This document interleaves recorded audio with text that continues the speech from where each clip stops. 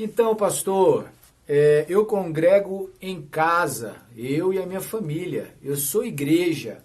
Tá valendo isso? Fica aí, vamos bater um papo sobre isso direto ao ponto.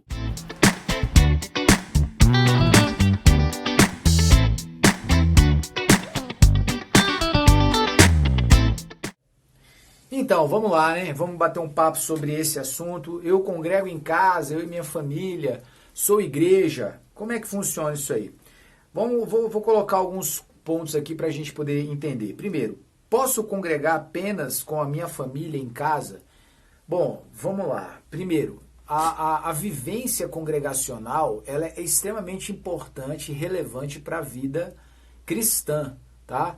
E não só porque ela tem aspectos positivos, mas exatamente por causa da necessidade de eu aprender a conviver com pessoas que de alguma maneira pensam diferente de mim, são diferentes de mim, e isso vai exigir com que eu tenha uma ação, um pensamento, uma resiliência de lidar com as diferenças, tá? Então, quando eu penso só em lidar com as pessoas da minha família, que tem laço de sangue comigo, esse evento ele vai ser limitado. Então, eu preciso conviver com pessoas dos quais eu não tenho um laço sanguíneo, mas eu tenho um laço espiritual, uma conexão espiritual. Então, é de suma relevância para o nosso processo de crescimento e aperfeiçoamento conviver com pessoas que nós não temos uma ligação familiar necessariamente. Então, o congregar, ele não será completo se você só o faz com pessoas que você está de alguma forma ligado no âmbito familiar. Ir a uma congregação, denominação, não quer dizer necessariamente estar congregando. De fato, ir apenas não quer dizer necessariamente que você esteja congregando.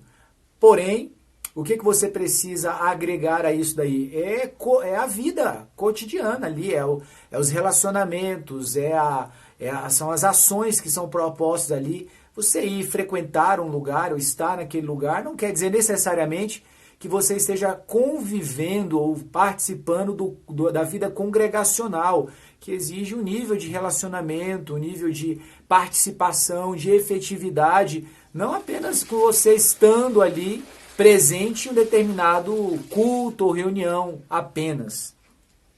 O sistema religioso domina boa parte das congregações e esta igreja não manifesta o verdadeiro evangelho de Cristo.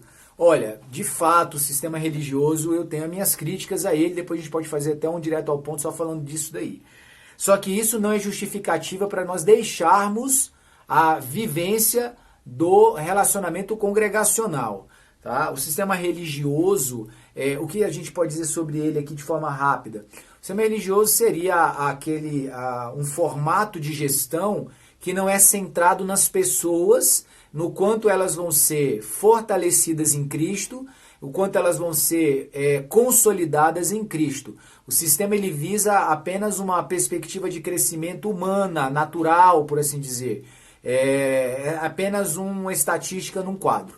Então, de fato, o sistema religioso, dentre outras coisas, também tem a parte questão religiosa, de ordenanças humanas, que não tem uma conexão com a Bíblia, com as Escrituras, e tudo isso atrapalha, é fato, tá? Mas não justifica eu deixar de congregar. Então você pode procurar um lugar, ou você entender e ter uma certa paciência no lugar onde você está, e você precisa agir de acordo com a palavra que Deus lhe dá, que você tem da parte do Senhor. Congregar é essencial, tá, no desenvolvimento da sua vida cristã. E quanto aos desigrejados? Bom, os desigrejados, né? Eu tive uma experiência, nós estamos ainda vivendo, né, algumas experiências em ver pessoas nessa condição, pessoas que não congregam em uma determinada congregação, mas também não se desviaram dos princípios ali de fé de uma forma geral, não voltaram às práticas mundanas, por assim dizer. E aí estão nessa condição. Por que estão desigrejados? Alguns porque foram defraudados por algum lugar onde eles estiveram, cujo sistema religioso imperava. Outros porque não querem de fato se submeter a absolutamente nada. Então existem as duas vertentes, existem os dois extremos. Tanto de um lado, as pessoas que foram defraudadas e por causa desse trauma acabaram desistindo de algum aspecto congregacional, quanto do outro lado. São pessoas que aproveitaram o gancho disso aí e falaram, não quero obedecer, não me submeter, eu quero ver minha vida cristã do jeito que eu acho que eu tenho que viver.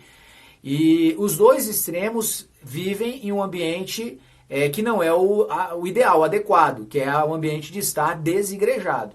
Então, para quem viveu um processo traumático, uma experiência ruim não quer dizer que o processo esteja errado. Então, se eu vivi uma experiência ruim, eu preciso buscar com um pouco mais de diligência um lugar, um ambiente onde eu vejo ali uma ação da parte de Deus, um temor, uma obediência aos princípios da palavra, né? uma ideia centrada em Deus.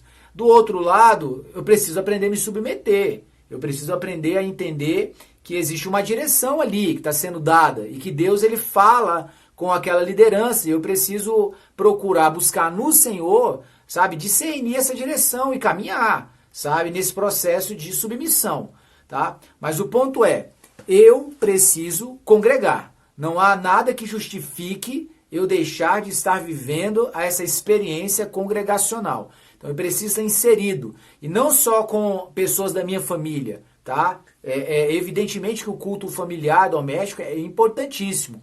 Mas não substitui a importância e a necessidade de eu estar vinculado a alguma congregação, porque eu preciso participar daquilo.